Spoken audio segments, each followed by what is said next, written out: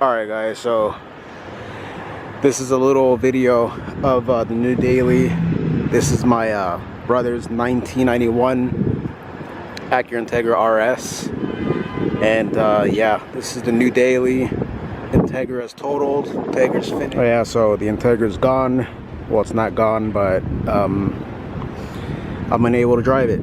So this is the ride, and overall it's in pretty, exterior wise, pretty bad, but suspension is pretty bad, brakes are pretty bad, just old and worn. Looks pretty sporty still though. This thing definitely gets up and goes. It's no slouch. Like, when people see this car, they automatically think that, you know, it's a 4-speed auto, 140 horsepower, but it's definitely not that. So I'm gonna get into the meat and potatoes of the actual car, and then I'm gonna go into detail. But the first thing is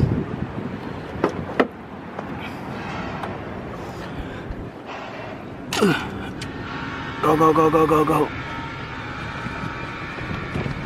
The car's pretty filthy too, and these are just some Integra mats that I threw in here. It's OBD0 to OBD1. This is P72 from a 94 GSR, and this is the engine. This is exactly how he left it. He had taken out this cowl and it had cracked in the back, and it's just overall pretty beat up, so I'll probably just find a nice one of these. But he had taken it out about a week prior to what happened, and it's kind of crazy how he was just working on it and he never got to put it back or do anything else. So yeah, so this is a 95 engine, and it has a DC Sport header. That's deleted right there, the O2. The O2 is actually ran down there OBD1 style. Pro Series Skunk 2 intake manifold, and this is rather large 70 millimeter Skunk 2 throttle body with just your generic intake, and leaky power steering. If you have an Integra, it's most likely leaking. If you don't, take care of it.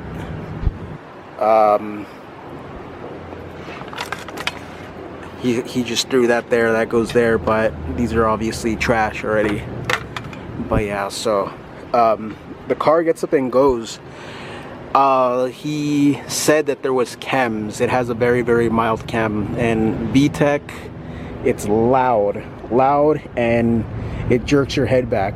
It's very, very, very aggressive. So that's why I'm kind of having fun with this car, and just gonna try and, you know, fix it up for him and take care of it and keep it for him and restore it. Subframe, everything is just all pretty much straight. Everything's straight with this car. I know it had multiple fender benders, and this bumper is a 92, 93 style, and this car actually used to have a hood scoop, and they did this to try and block the holes because there was a scoop and they had drilled a million holes. So this is the original hood. I'm not really going to replace it, but I am going to fix it the best I can. But it had hood pins, and total disaster. The previous owners just beat this car to hell, and he had bought the conversion and some other, I think some type of harness from Wire, and he did like a lot of little electrical things. So I'll probably just go back and clean up his work and tidy it up and stuff. And little butt connectors like this I don't really like, because that stuff just loosens up with vibration. But and then like little stray wires like this with connectors, I'm kind of nervous about that, but probably an alarm, I'm gonna say. But I gotta tidy all this up. So let's look at the rest of the car, more of the interior, and yeah. Oh, also I forgot to mention that this transmission is something I've never really felt. This feels more like a possibly, you know, comparable to like the EM1 SI, and that's the 99 to 2000 Civic Si. This has really short gear ratio. Like second gear feels like first gear, and third gear feels like second gear, so on and so forth. So packed with the high compression and the VTEC and the high revving with this gearbox, this is the perfect combination for this car. And this will smoke a V17 with the factory transmission, because this transmission is I think it's just custom. He mentioned something about this thing was split open and it was just redone with you know, like they threw in their own gear set. But yeah, so this is a good combination to have. Probably not good on freeway because I know my tack is pegged if I'm trying to get somewhere in, you know, in a hurry, but yeah. Alright, so that's the engine, transmission. Now let's go inside.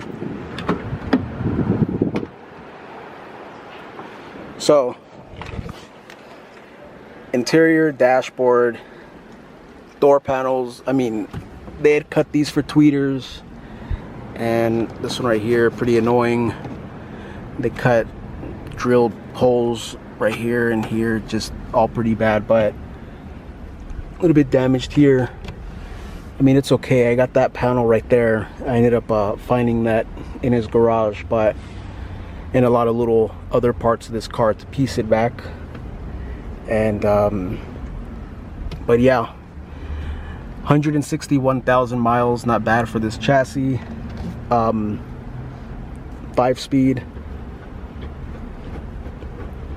This is the OEM shift knob. He preferred this shift knob because it had some other aftermarket one, and he put this back in, and I like it. It's comfortable. Long throw actually, but it's just a cruiser. They had taken out his stereo. They stole his stereo, and they had stole his speakers. And get this though, is that they took out all the speakers all the way around. I can't really turn, my back's so achy, and the speakers up there and the other one, and he had the stereo nicely mounted, and he said that they took it out in a way where it was just very nicely done. Like, they didn't rip it out and flee. They dismantled everything. They took out the screws, the connectors, and they took their time just to take his stuff. And then ever since then, he was just like, it's okay, they could have it. So up here, he'll cruise with a Bluetooth speaker with this phone, and he was just grateful that they didn't take the car. But you know, he didn't really care. They just said that they could, he said that they could have it. I mean, they probably need it more than him, so that kind of sucks though. So I want to get a stereo, some nice speakers, shampoo the carpet, shampoo the seats. There's already some dog hair in here by my boys being back here, but besides that, it's overall pretty good. These those struts, the gas struts right here, completely blown, and that thing weighs about, I'll say a good 60 pounds, 60, 70 pounds. So yeah, so this is an RS. As you know, it doesn't have cruise control, even though it has them right here, the controls, because we found this wheel at the junkyard because it was some other aftermarket one, and this was like the best one they had. Best of all, no sunroof. People complain for not having a sunroof, or like thinking that they need it, but how many times do you use your sunroof? And so when you don't have it, it's just cleaner, lighter, and just overall better. So yeah, so crank windows has like this. I could probably clean this. This is all of this sweat right here, and yeah, it's just pretty heartbreaking, but you know,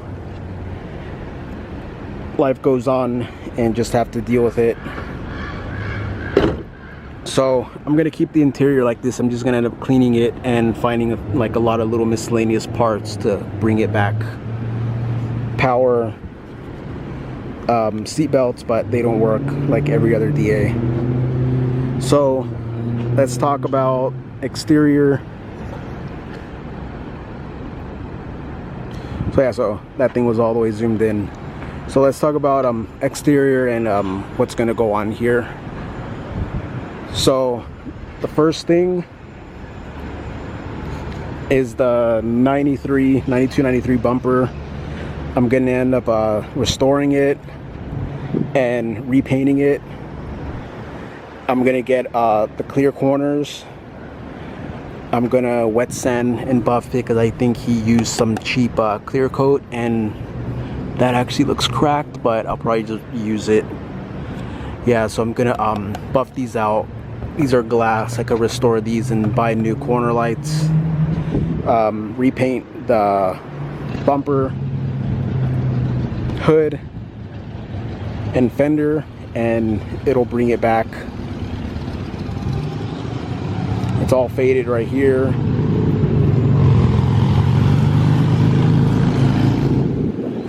We thought that this was Bondo, but it's actually all metal, and it's just some type of coating or primer or something. But yeah, we thought that was damaged. But so the car came with some ricey tail lights. It was like those you know, the ones with the individual round lights, and I had found these back in the day when he had just got the car, and he liked them. It was a little surprise. So he liked these more than the 92-93. I like the 92-93 better with the amber, so I'm gonna end up switching these out for the amber tails right here, and then I'm gonna get the factory spoiler, and I'm gonna get the 92-93 rear bumper to match the front. And the difference is that the 92-93, it goes more down and it flares out. It's more of like a lower type lip. But yeah, so, and then right here I'm gonna end up getting the I think this is Superior Blue or something. I'm not really sure. I'll put it on the screen. But when I repaint the hatch, I'm gonna repaint this, and then I'm just gonna end up blending into the actual body, and then I'm just gonna end up re-clearing the whole thing to match and do the body work right here. This is the most damage that it has, and it's really not bad at all, considering that this is the only damage out of the whole car as far as, you know, like something big. But it has door dings, who cares. I'm gonna restore the mirrors, probably paint match them. That'll look pretty nice. I'm just gonna replace the rotors, put pads, and repaint the calipers. I'm gonna keep these wheels. He had changed the tires. Well, he had changed one tire prior to what happened, and he didn't change that one, but I found the other matching Toyo tire, so I'm gonna put that one in over there. And I'm gonna respray these wheels like a metallic silver high gloss. It's gonna look real nice. And then for the back, I'm just gonna get rotors and pads and spray the calipers like a silver with the silver wheels. I put brand new tires in the back. It's got brand new meat. Both sides. The tires were completely shredded and they were like delaminating or something. It was really unsafe. But yeah, so this thing has fresh rubber. Feels so much better. Muffler, it has a glass pack, and this thing is raspy and loud and pretty bad. Well, this is basically almost straight pipe, and I'm gonna end up just having the shop cut this off, put a regular DA muffler and just a pipe coming out. It's gonna be nice and smooth. It has lower control arms, aluminum lower control arms, and coilover sleeves. The suspension in this car is absolutely rough and shot, but I'm probably gonna get some just some cheap coilovers for it.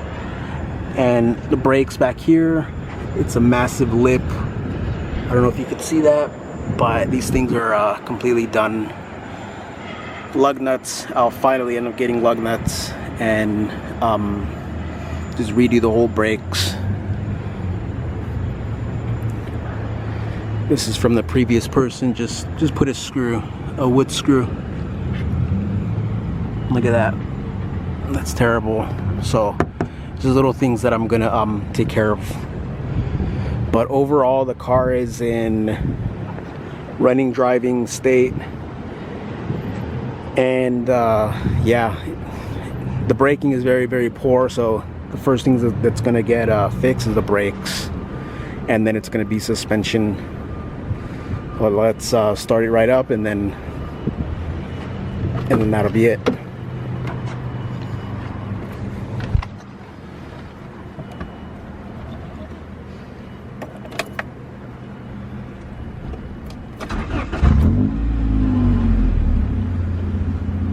The engine is so smooth.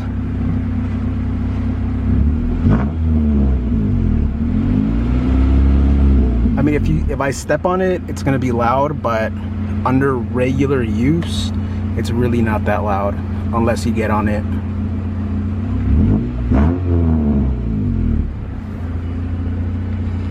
But yeah, so alright guys, so that's gonna be basically it.